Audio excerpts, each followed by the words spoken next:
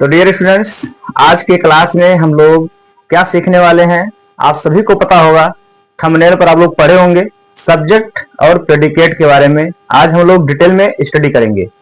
तो सब्जेक्ट क्या होता है, उसको कैसे पहचानते हैं, प्रेडिकेट क्या होता है, उसको कैसे पहचानेंगे। आज पूरा ये सब आप लोगों को क्लियर इस वीडियो में समझने वाला है, समझ में आ जाएगा। आप ध्यान से वीडियो को देखिएगा शुरू से लेकर अंत तक। हाँ, शुरू में ही आपसे मैं रिक्वेस्ट कर रहा हूं कि अगर चैनल पर नए हैं, अभी तक आप सब्सक्राइब नहीं किए हैं तो सब्सक्राइब जरूर कीजिएगा। अपने ग्रुप में इसको फॉलो या शेयर कर दीजिएगा और वीडियो में शुरू से लेकर अंत तक बने रहेंगे, आपको श्योर आएगा। देखिएगा, सब्जेक्ट, आपको जो सब्जेक्ट होता है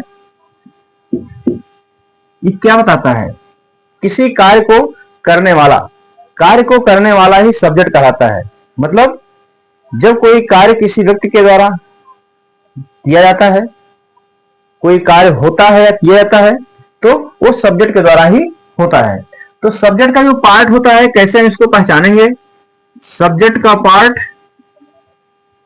कितने भागों में बटा होता है, इसमें एक होता है क्वालिफायर। क्या होता है, एक होता है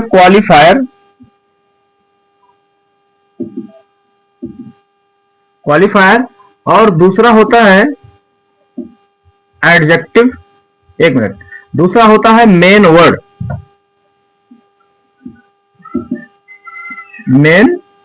वर्ड और इसके बाद होता है एडजेक्टिवल फ्रेज।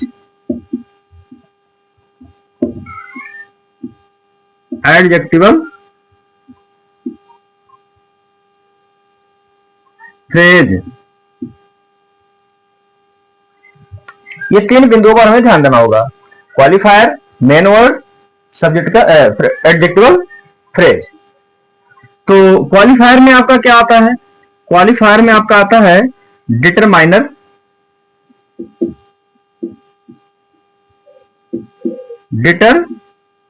आता है और क्या आता है, एडजेक्टिव आता है।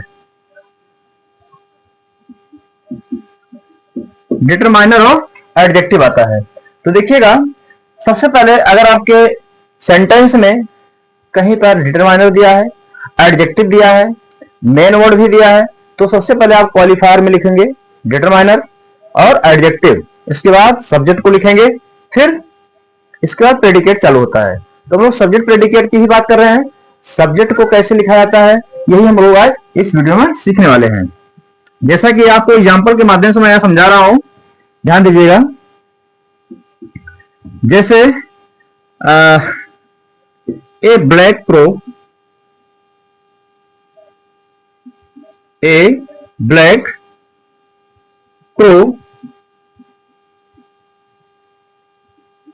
सिटिंग इन द ट्री,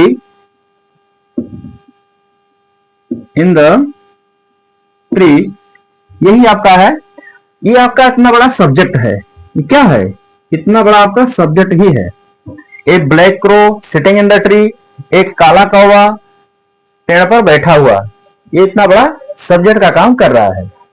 अब देखिएगा, तो सब्जेक्ट का काम कर रहा है, इसको आपको क्रम से, जो सेंटेंस आपको बनाने के लिए दिया जाएगा पेपर में जो आता है वो क्रम से नहीं रहता है, आपको क्रम से उसको सेट करना होगा।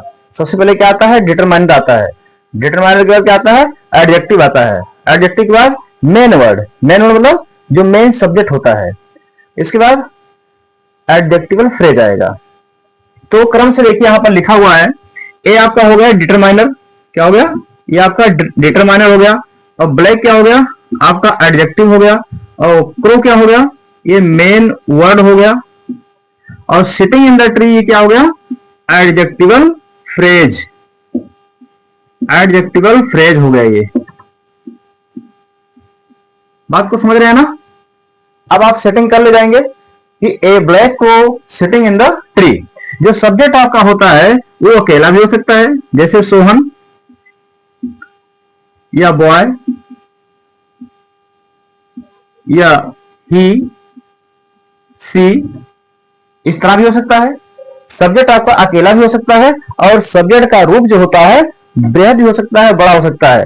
तो अगर सब्जेक्ट के पार्ट में इतने शब्द दिए हुए हैं तो आपको क्रम से लिखना होगा। अगर आपका सब्जेक्ट अकेला है तो इस तरह से तो कोई दिक्कत नहीं होगी, सब्जेक्ट अकेला है तो उसको लिख दीजिए, इसके बाद प्रेडिकेट का नंबर आता ही है। लेकिन अगर आपका सब्जेक्ट इतना बड़ा है इस तरह से, तो आप क्रम से कैसे लिखोगे? सबसे पहले डिटरमाइनर, फिर एडजेक्टिव, इसके बाद मेन वर्ड, फिर एडजेक्टिवल फ्रेज। बात समझ रहे हैं? अब आप कहेंगे कि सिटिंग वर्ब के फर्स्ट फॉर्म में आईएनजी जुड़ा हुआ है, ये कंटीन्यूअस में नहीं, ये आपका एडजेक्टिवल फ्रेज के रूप में काम कर रहा है। कौवा, black crow, a black crow, कौवा काला, मतलब काला कौवा। कैसा काला कौवा? पेड़ पर बैठा हुआ, सिटिंग इन द ट्री। ये पूरा आपका सब्जेक्ट है। अब ये कोई क्रिया नहीं कर रहा है, इसके आगे जो कोई क्रिया करेगा वो बताएगा। ये भी विशेषता ही बता रहा है, नाउन के बारे में ये भी शब्द विशेषता बता रहे हैं। तो आशा करता हूं कि आपको सब्जेक्ट के बारे में समझ में आ गया होगा। यहां पर मैं एग्जांपल भी दिया हूं, a black crow sitting in the tree flew away, आगे दे दिया फ्लू अवे। तो अभी मैं सेंटेंस नेक्स्ट दूंगा आपको, इतना आप समझिए केवल। पार्ट्स ऑफ सब्जेक्ट आपको समझ में आ गया होगा। अब हम लोग बात करेंगे पार्ट्स ऑफ प्रेडिकेट। ये पार्ट्स ऑफ सब्जेक्ट था, क्या था? ये पार्ट्स ऑफ सब्जेक्ट था आपका। अब हम लोग पढ़ेंगे पार्ट्स ऑफ प्रेडिकेट, तो वीडियो में बने रहिएगा।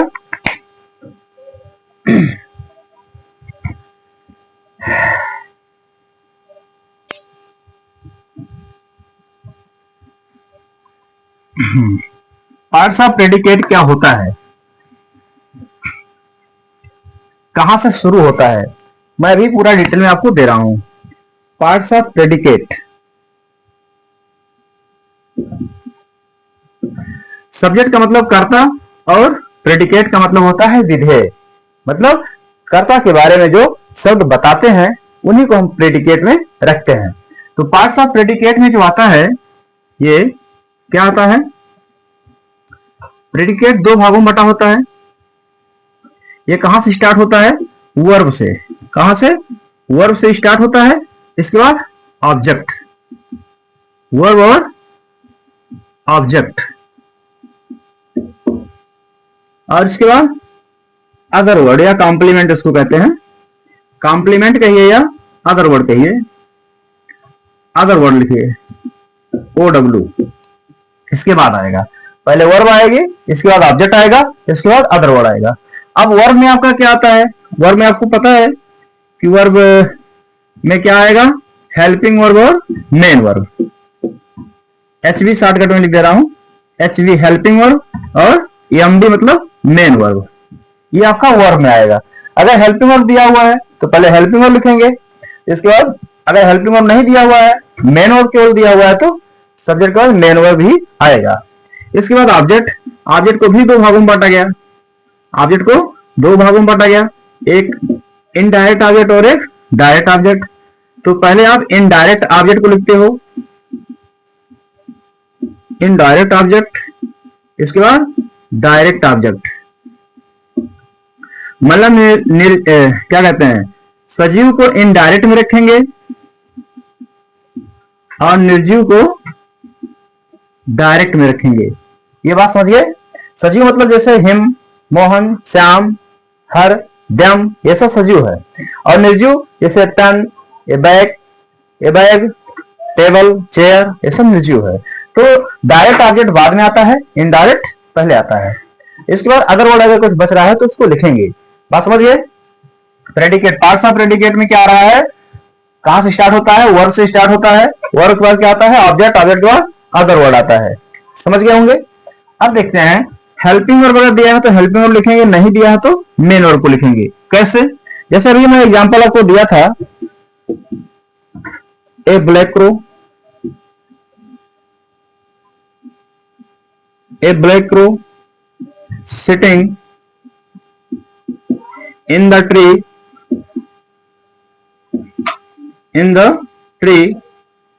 flew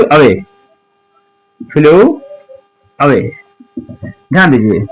ये इतना बड़ा आपका पार्ट्स ऑफ सब्जेक्ट है। यहां तक क्या है? ये पूरा सब्जेक्ट है आपका, और यहां से यहां तक फ्लू अवे, ये आपका प्रेडिकेट है। क्या है? ये आपका प्रेडिकेट है। समझ पा रहे हैं? ये आपका प्रेडिकेट है। लेकिन अब प्रेडिकेट के पार्ट को हमें समझना है कि प्रेडिकेट सब्जेक्ट के बाद स्टार्ट तो होता है, पर सब्जेक्ट के बाद प्रेडिकेट का ही नंबर आता है। तो प्रेडिकेट स्टार्ट कहां से होता है? वर्ब से। कहां से?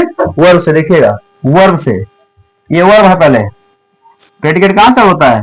वर्ब से स्टार्ट होता है। तो वर्ब में क्या दिया है? मेन वर्ब दिया है कि हेल्पिंग वर्ब दिया है? आपका यहां मेन वर्ब दिया, हेल्पिंग वर्ब नहीं दिया है। तो फ्लू, अवे, दूर उड़ गया। तो आपका केवल वर्ब ही दिया है यहां पर, और ऑब्जेक्ट इसमें नहीं दिया है। तो कुल मिलाकर ऑब्जेक्ट देने की बात कर रहे हैं, तो ये दूसरा एग्जांपल के माध्यम से समझेंगे। जैसे Shyam helps, Shyam helps him, Shyam helps him. अब श्याम क्या हो गया आपका?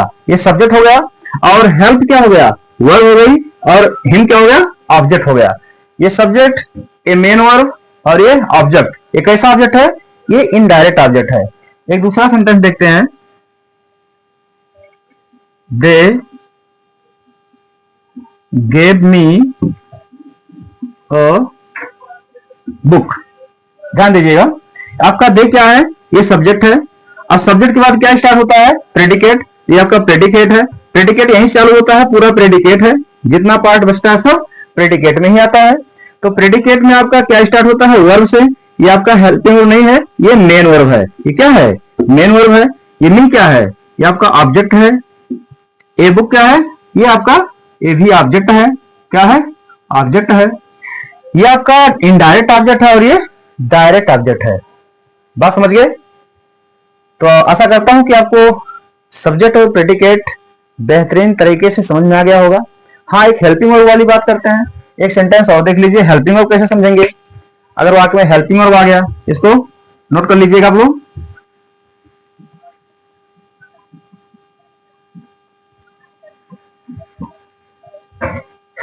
देखिएगा, जैसे she is teaching me English, she is teaching me English, ये सेंटेंस है। आपका यहां सी क्या है? सब्जेक्ट है। अब इज टीचिंग मी इंग्लिश, ये पूरा क्या आपका?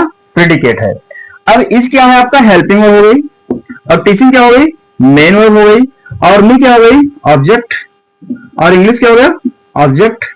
मान लो इसके बाद और कुछ लिखा होता, she is teaching me English in the class, in the class, तो ये आपका अदर वर्ड हो गया। क्या हो गया? ये अदर वर्ड हो गया। तो डियर स्टूडेंट्स, आशा करता हूं कि आपको ये क्लास बहुत ही अच्छा लगा होगा, आपको समझ में भी आया होगा। अगर आप इस क्लास से सहमत हैं, आपको अच्छा लगा हो, तो इस वीडियो को अधिक से अधिक शेयर करने का काम करेंगे। चैनल पर नए हैं तो सब्सक्राइब जरूर कीजिएगा। अगर मुझे आप फेसबुक पर देख रहे हैं, इंस्टाग्राम पर देख रहे हैं, तो फॉलो नहीं किए हैं तो फॉलो कीजिएगा। अपने ग्रुप में इसको शेयर करने का काम करेंगे। आपसे मेरा यही एक गुरु दक्षिणा के रूप में प्रश्न है। जय हिंद, जय भारत। आपसे नेक्स्ट वीडियो में पुनः मिलता हूं। देखने के लिए वीडियो बहुत बहुत धन्यवाद आपको।